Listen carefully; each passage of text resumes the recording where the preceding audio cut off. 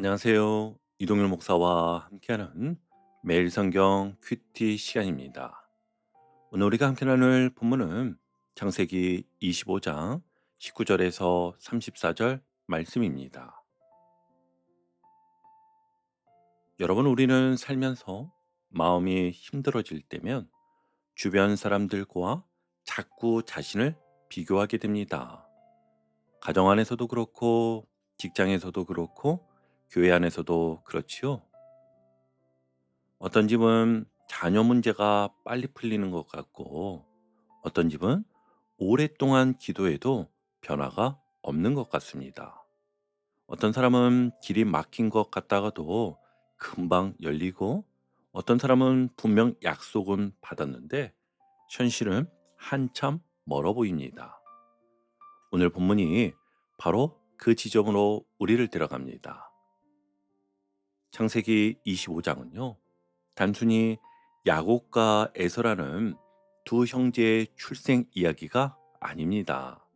또 단순히 형제가 다투는 이야기도 아니죠. 오늘 본문은 우리에게 아주 분명하게 묻습니다. 하나님의 일은 누구 기준으로 움직이는가? 인생은 내 계산대로 굴러가는가? 하나님의 뜻대로 흘러가는가? 나는 지금 당장의 문제만 보고 있는가? 아니면 하나님이 이루실 더 큰 뜻을 보고 있는가? 앞에서 우리는 아브라함의 생애를 보았습니다. 하나님께서는 약속하신 것을 결국 이루셨고, 믿음의 가정을 세우셨고, 그 믿음의 길을 다음 세대에게 넘겨주셨습니다. 이제 창세기는 아브라함 다음 세대, 곧 이삭의 시대로 넘어가는데요. 그런데 놀랍게도 이삭의 시대도 처음부터 순탄한 이야기로 시작되지 않습니다. 약속의 아들이면 모든 것이 쉽게 풀릴 것 같은데 그렇지 않습니다. 믿음의 가정이면 금방 열매가 맺힐 것 같은데 그렇지 않습니다. 오히려 하나님은 약속의 길 한가운데서도 기다리게 하시고, 기도하게 하시고, 이해되지 않는 상황을 지나가게 하십니다. 왜 그럴까요? 오늘 본문이 우리에게 보여주는 것이 이것입니다. 하나님은 약속하신 사람을 그냥 편하게 두시지 않고 기도의 자리로 부르신다. 하나님은 인간의 기준이 아니라 하나님의 주권으로 일하신다. 믿음은 결과가 빨리 나오는 데서 자라는 것이 아니라 설명되지 않는 시간을 하나님께 맡기면서 자라간다. 자, 그럼 이제 함께 본문으로 들어가 보겠습니다. 먼저 19절을 보겠습니다. 아브라함의 아들 이삭의 족보는 이러하니라. 아멘. 이 말씀은 그냥 족보를 시작하는 문장이 아닙니다. 이제부터 하나님의 약속이 다음 세대로 어떻게 이어지는가를 보여주는 출발점이지요. 그런데 여기서 주목할 것이 하나 있습니다. 성경은 이삭의 이야기를 시작하면서 사실상 아브라함의 믿음이 남긴 자리를 함께 보여준다는 점입니다. 어떤 의미가 있는 걸까요? 이삭은 그냥 혼자 툭 떨어져 나온 인물이 아니었어요. 하나님께 약속을 받은 아버지 아래서 태어났고, 그 믿음의 유산 위에서 삶이 시작된 사람입니다. 이 말은 오늘 우리에게도 중요한데요. 가정은 그냥 먹고 사는 공동체가 아닙니다. 부모가 무엇을 붙들고 사느냐, 어떤 믿음의 자리를 깔아 놓느냐가 다음 세대의 출발점이 되는 것입니다. 그래서 부모가 자녀에게 남겨야 할 가장 큰 유산은 돈이나 조건만이 아니지요. 문제가 오면 하나님께 가는 사람이라는 본보기를 분명하게 남겨주는 것이 중요합니다. 그리고 이어 20절을 보시면 이삭은 40세에 리브가를 아내로 맞이합니다. 믿음으로 이루어진 결혼이었지요. 쉽게 말하면 이 가정의 출발은 꽤 좋아 보였습니다. 좋은 집안, 하나님의 약속, 믿음의 결혼, 안정된 기반. 누가 봐도 이 정도면 이제 잘 풀리겠지 싶은 가정입니다. 그런데요, 21절에서 문제가 터집니다. 이삭이 그의 아내가 임신하지 못하므로. 아멘. 여러분, 이게 얼마나 무거운 문제입니까? 지금 본문은 단순히 아이를 못 가졌다는 차원의 이야기가 아닙니다. 이 가정은 그냥 평범한 집안이 아니라 하나님의 약속이 이어져야 하는 집안이잖아요. 그러니 자녀가 없다는 것은 부부의 개인적인 슬픔이기도 하지만 동시에 약속과 현실 사이의 깊은 충돌이기도 했습니다. 하나님, 약속은 주셨는데 왜 현실은 이렇게 막혀 있습니까? 바로 그 질문 앞에 이삭과 리브가가 서 있는 것이지요. 그런데 잘 보세요. 여기서 이삭의 믿음이 드러납니다. 21절을 보시면은요. 이삭이 그를 위하여 여호와께 간구하매. 아멘. 정말 중요합니다. 성경은 이삭이 조급해졌다고 말하지 않습니다. 화를 냈다고도 하지 않으며 다른 방법을 찾았다고도 하지 않습니다. 그는 기도했습니다. 아버지 아브라함이 한때 이와 동일한 문제로 조급하게 하갈의 길을 선택했던 것과 달리 이삭은 그 길로 가지 않았습니다. 문제를 사람의 계산으로 풀지 않고 하나님께 가져갑니다. 여러분, 이게 믿음이지요? 믿음은 문제가 없는 상태가 아닙니다. 문제가 생겼을 때 어디로 가는가가 믿음입니다. 사실 우리도 그렇잖아요. 가정에 문제가 생기면 가장 먼저 감정이 움직입니다. 부부 사이가 예민해지고 원망이 올라오고 비교가 시작이 됩니다. 왜 우리 집만 이럴까? 왜 저 집은 잘 되는 것 같은데 왜 나는 이렇게 오래 기다려야 하지? 그런데 오늘 본문은 문제가 없는 가정을 보여주는 것이 아니라 문제를 하나님께 가져가는 가정을 보여줍니다. 이게 참 중요하지요? 회사에서도 마찬가지입니다. 일이 막히면 사람들은 먼저 계산합니다. 누구 탓인지, 어떤 방법이 빠른지, 어떻게 손해를 줄일지 먼저 생각합니다. 그런데 믿음의 사람은요, 계산보다 먼저 하나님께 묻는 겁니다. 교회도 그렇습니다. 사역이 기대처럼 열리지 않으면 쉽게 조급해지고 방법을 바꾸려 합니다. 그런데 하나님은 종종 문제를 빨리 없애시기보다 그 문제를 통해 기도의 사람을 만드십니다. 그리고 성경은 이렇게 말합니다. 우리 21절을 함께 볼게요. 여호와께서 그의 간구를 들으셨으므로 그의 아내 리브가가 임신하였더니. 아멘. 여기서 순서를 잘 보셔야 합니다. 성경은 리브가가 임신하였다를 먼저 강조하지 않고 여호와께서 그의 간구를 들으셨다를 먼저 말합니다. 왜일까요? 하나님이 주시는 복은 결과 자체보다 먼저 하나님이 듣고 계신다는 사실에서 출발하기 때문입니다. 우린 자꾸 문제가 해결되었는가에 집중합니다. 하지만 성경은요, 먼저 하나님이 들으셨다고 말합니다.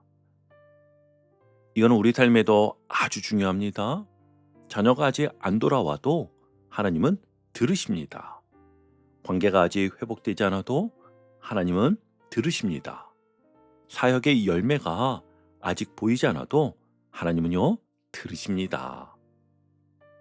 그래서 믿음은 벌써 다 해결되었다를 보는 것이 아니라 하나님이 지금도 듣고 계신다를 붙드는 것입니다. 다시 한번요. 잘 들어보세요. 믿음은요, 벌써 다 해결되었다를 보는 것이 아니라 하나님이 지금도 듣고 계신다를 붙드는 것입니다.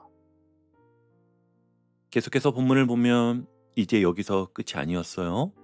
겨우 임신했는데 이제는 또 다른 문제가 생깁니다. 22절 상반절입니다. 그 아들들이 그의 태 속에서 서로 싸우는지라. 아멘. 이건 보통 태동이 아닙니다. 리브가가 놀랄 정도로, 두려울 정도로 심상치 않은 움직임이었습니다. 그래서 리브가는 기도하지요. 22절 하반절인데요. 이럴 경우에는 내가 어찌할꼬 하고 가서 여호와께 묻자온대. 아멘. 여기서도 참 중요합니다. 리브가도 그 문제를 그냥 참고만 있지 않았습니다. 또 감정적으로만 반응하지 않았습니다. 그도 하나님께 묻습니다.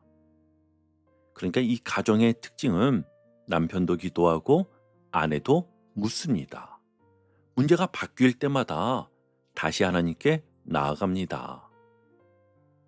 여러분, 믿음의 가정은요, 문제가 적은 가정이 아니라 문제가 생길 때마다 하나님께 가는 방향이 분명한 가정입니다. 그런데 하나님이 주신 대답은 리브가가 기대한 방향과는 달랐어요. 아마 리브가는 괜찮다, 아이들은 잘 태어날 것이다, 이런 위로를 기대했을 수 있습니다. 그런데 하나님은 문제 해결보다 먼저 문제의 의미를 말씀하십니다. 23절인데요. 두 국민이 네 태중에 있구나. 두 민족이 내 복중에서부터 나누이리라. 이 족속이 저 족속보다 강하겠고 큰 자가 어린 자를 섬기리라. 아멘. 리브가에게 이 말씀은 정말 당황스럽고 충격적이었을 겁니다. 아직 태어나지도 않았고 아직 선도 악도 행하지 않았는데 당연히 아직 아무 공로도 아무 실적도 없었지요. 그런데 하나님은 말씀하십니다. 큰 자가 어린 자를 섬기리라. 당시 문화에서는 장자가 중심이고 장자가 권리를 가지고 장자가 이어받는 것이 자연스러운 질서였습니다. 그런데 하나님은 인간 사회의 질서와 반대로 말씀하십니다. 왜 그렇습니까? 하나님이 혼란을 좋아하셔서가 아닙니다. 하나님이 불공평하셔서가 아닙니다. 하나님은 지금 아주 분명한 사실 하나를 보여주시는 것입니다. 하나님의 구원과 약속은 인간의 기준으로 굴러가지 않는다. 하나님의 일은 사람의 서열이 아니라 하나님의 선택으로 진행된다. 쉽게 말하면 이런 것이에요. 우리는 회사에서도 스펙이 좋은 사람이 먼저 뽑힐 거라고 생각합니다. 교회에서도 말 잘하고 보기 좋고 능력 있는 사람이 더 쓰임 받을 거라고 생각합니다. 가정에서도 더 강한 아이, 더 똑똑한 아이가 중심이 될 거라고 생각합니다. 그런데 하나님은 종종 사람이 당연하다고 여기는 순서를 뒤집으십니다. 왜냐하면 하나님의 일은 누가 더 나아 보이는가로 결정되지 않기 때문이지요. 자, 이렇게 첫 단락이 마무리되는데요. 오늘 첫 단락이 우리에게 분명하게 말하는 것은 이것입니다. 약속의 가정도 문제를 지나간다. 믿음은 그 문제 앞에서 기도로 드러난다. 하나님의 일은 인간의 기준이 아니라 하나님의 주권으로 이루어진다. 그러니 오늘 본문은 우리에게 왜 이렇게 어렵습니까만 묻게 하지 않고 그 질문을 넘어서 하나님, 이 상황 속에서 주님은 무엇을 이루고 계십니까? 이 질문으로 나아가게 합니다. 그 질문으로 나가는 저와 여러분 되기를 소망합니다. 자, 이제 장면이 바뀝니다. 두 아이가 태어나고 자라났습니다. 우리 27절을 함께 볼게요. 그 아이들이 장성함에 에서는 익숙한 사냥꾼이었으므로 들 사람이 되고 야곱은 조용한 사람이었으므로 장막에 거주하니. 아멘. 여기서 두 사람의 삶의 방향이 확 갈립니다. 에서는 들 사람입니다. 밖으로 나가고 활동적이고 능력 있고 결과를 만들어내는 사람입니다. 야곱은요, 장막에 거하는 사람이었습니다. 조용하고 안에 머물고 상대적으로 눈에 띄지 않는 사람입니다. 여러분, 여기까지만 보면 누가 더 잘 될 것 같습니까? 솔직히 말하면 에서입니다. 당시 고대 사회가 남자에게 기대하던 모습을 에서는 거의 그대로 갖추고 있었기 때문입니다. 능력도 있고 성격도 시원시원하고 밖에 나가서 결과를 만들어내는 사람입니다. 28절을 보면 부모의 반응도 나오는데요. 함께 볼게요. 이삭은 에서가 사냥한 고기를 좋아하므로 그를 사랑하고 리브가는 야곱을 사랑하였더라. 아멘. 이 장면 참 현실적이지 않나요? 아버지는 능력 있는 아들에게 마음이 더 가고 어머니는 곁에 있는 아들을 더 마음에 두고 있습니다. 이게 바로 인간적인 사랑입니다. 여러분, 가정에서도 그렇지 않습니까? 밖에서 성과 내는 자녀에게 마음이 더 가고 조금 약하고 곁에 있는 자녀에게는 연민이 더 갑니다. 그런데 이제 결정적인 사건이 나옵니다. 29절 함께 볼게요. 야곱이 죽을 쏘았더니 에서가 들에서 돌아와서 심히 피곤하여. 아멘. 이 장면 한번 상상해 보세요. 에서는 하루 종일 사냥하고 돌아왔습니다. 얼마나 힘들었는지 지쳤고 심지어 배까지 너무 고파서 지금 당장 쓰러질 것 같은 상태입니다. 그래서 말하지요. 30절입니다. 내가 피곤하니 그 붉은 것을 내가 먹게 하라. 아멘. 여기까지는 너무 자연스럽습니다. 그런데 야곱이 이렇게 말합니다. 31절입니다. 형의 장자의 명분을 오늘 내게 팔라. 여러분, 이건 단순한 거래가 아닙니다. 장자의 명분은 단순히 재산 문제가 아닙니다. 하나님의 약속이 이어지는 자리이고 아브라함에게 주신 복이 이어지는 자리입니다. 쉽게 말하면 하나님의 언약을 누릴 자리입니다. 그런데 에서의 반응이 충격적인데요. 32절 보시면 내가 죽게 되었으니 이 장자의 명분이 내게 무엇이 유익하리요? 아멘. 여러분, 이 말이 핵심입니다. 지금 당장 내게 유익한 게 아니면 필요 없다. 이게 에서의 가치관이었습니다. 그래서 결국 33절을 보면 에서가 맹세하고 장자의 명분을 야곱에게 판지라. 아멘. 그리고 성경은 마지막에 이렇게 평가합니다. 에서가 장자의 명분을 가볍게 여김이었더라. 아멘. 여러분, 여기서 우리가 분명하게 봐야 할 것은 이것입니다. 에서는 나쁜 사람이 아니었습니다.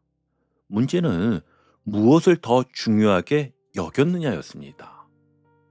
에서는 지금 배고픔, 지금 피곤함, 지금 당장의 필요를 선택했던 것이죠.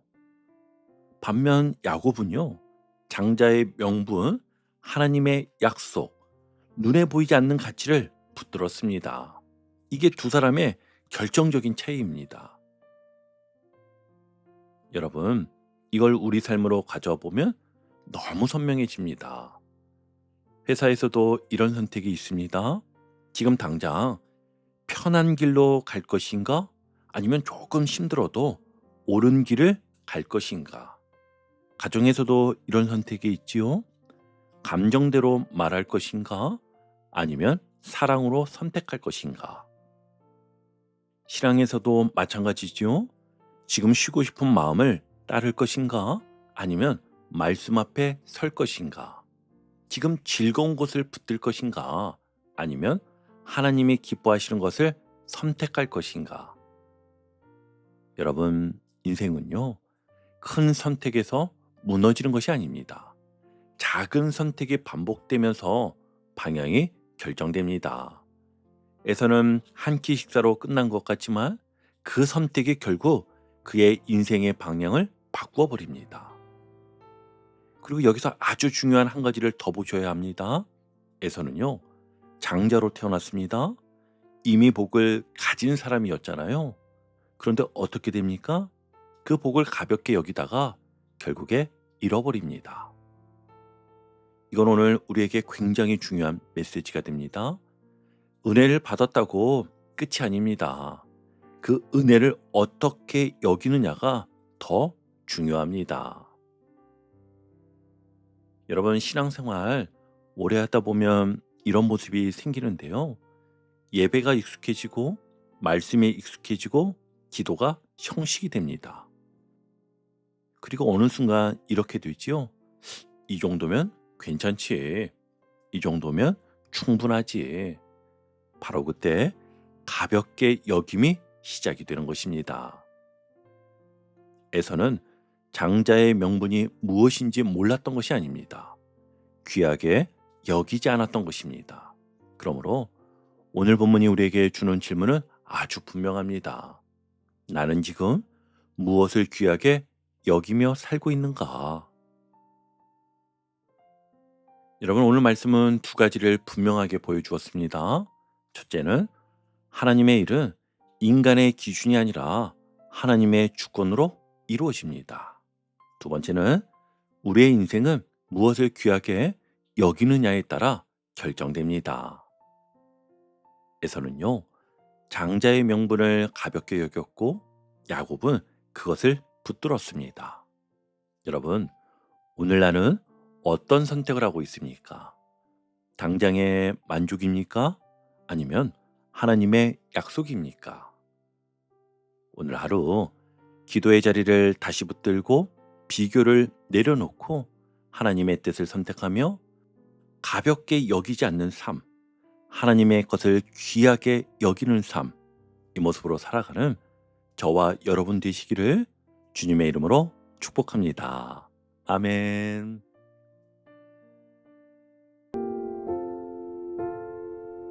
오늘도 복음의 기쁨과 확신으로 승리하는 하루 되시길 축복합니다. 함께 해주셔서 감사합니다. 내일 큐티 시간에 다시 뵙겠습니다.